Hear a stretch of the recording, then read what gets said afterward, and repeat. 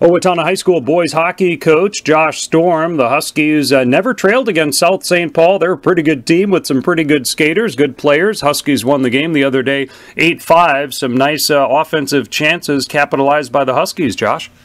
Yeah, putting up 8 goals finally, probably against the best team we've played since John Marshall anyways. And but anytime you score that many goals, it's a good thing. I don't know that their goaltender would say that they had the best night, but I think that we did a good job generating, because I think 4 or 5 of our goals were pretty high-end goals too. So I was extremely pleased, and it was fun to see our guys put the puck in the back of the net a little bit.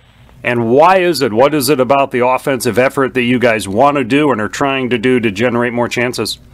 Well, what I'm noticing a lot is we're moving with and without the puck. We'll make a play and then we move to get open, and we're beating checks off the boards, and we're beating guys off the boards with the puck. And when you do that, you're just giving yourself great chances to score. I think that we're finding a little bit of chemistry here. I think that Tyler Wenzel, Noah Scheid, and Adam Raymond are clicking together. I think all of our lines are just clicking really well. Trace Wenzel's finding his game a little bit. Mitchell Mayer and Alec Holcomb are with him, and they're really gelling. And when you start getting that chemistry, you start making plays. And I'm even seeing it in practice, and just the offensive creativity is starting to come alive a little bit. Cade Frederick is becoming an offensive power on defense. Yeah, I've been waiting for him to kind of explode onto the scene, and he's doing just that. I think he had 6 goals in 7 goals now in 8 games, and he's just he's absolutely tearing it up. He's the best guy on the ice, it seems like, every night.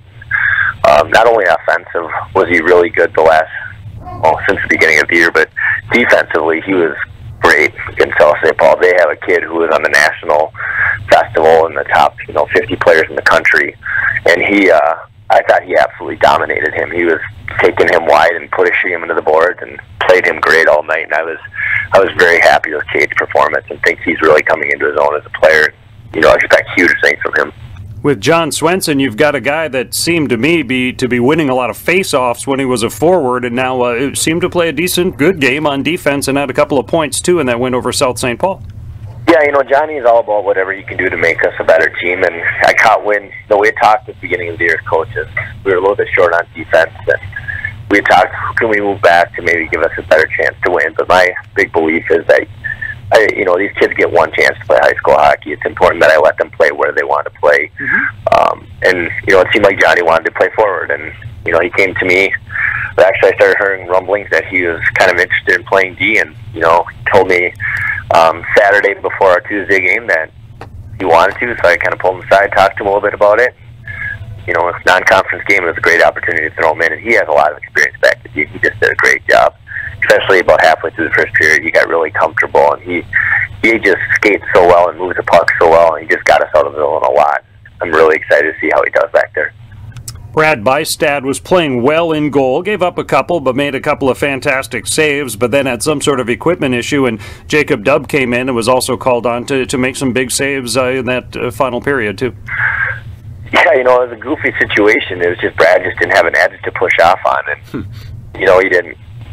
he didn't necessarily want to be taken out of the game and then put back in, and I can't blame him, I guess, in that situation. But, that was the most comfortable I've seen Jacob Dubb look when he came in the third period. That's a tough spot. I think it was a 1-goal game at that time. We were up by 1, and, they have the offensive power to score in big bunches, and I think he looks very comfortable and confident in his abilities. He was obviously well prepared, which doesn't surprise me. He always tends to be, but he did a great job, and I just kind of hope we can get that kind of play consistently from him.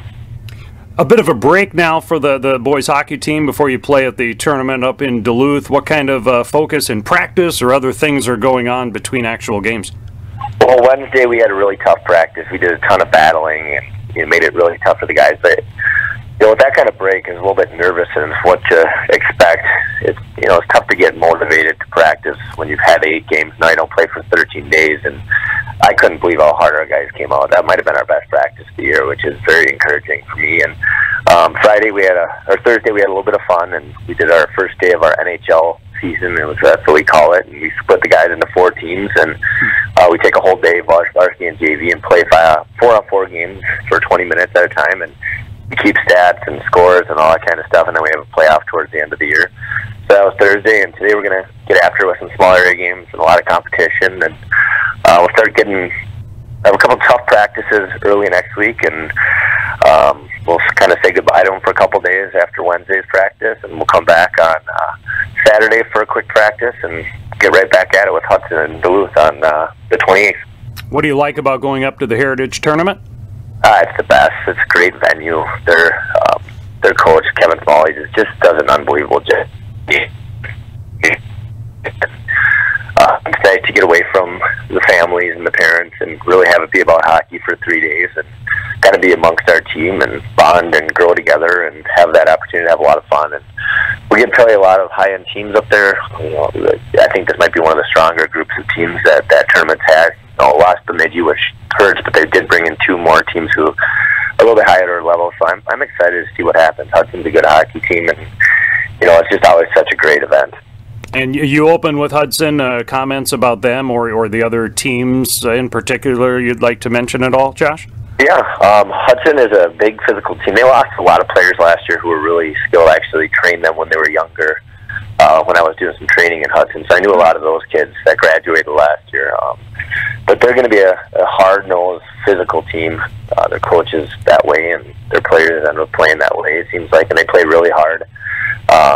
So they're going to be a tough team. South St. Paul coach gave me a little scouting report on them. Kind of that's what we needed to expect. And then it's either St. Louis Park or Denfeld, and both are very good teams. And, if you can find a way to win, and Denfeld wins, it's always fun to play them in their own building. And then the other side of the bracket, you have St. Paul Academy, who, I think our team would love to get another opportunity to play. I think it's good for us, and we'd like to see how that would treat us a second time around. Eau Claire Memorial's on the other side, Mankato West, and the 8th team's kind of slipping my mind right now. But all the teams in this tournament are pretty good this year, so it's going to be a great weekend. All right, Josh Storm, Owatonna High School boys hockey. A nice win over South St. Paul, so congrats on that most recent game, and good luck up in Duluth. Thanks, Roy. Appreciate it. All right, Coach's Show on KRFO.